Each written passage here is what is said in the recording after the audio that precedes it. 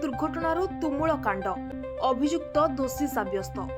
गजपति जिला काशीनगर रे सामान्य एक सड़क दुर्घटना को केन्द्र करी घटिथिबा आक्रमण मामला रे आज कोर्ट गुरुत्वपूर्ण राय दैछंती।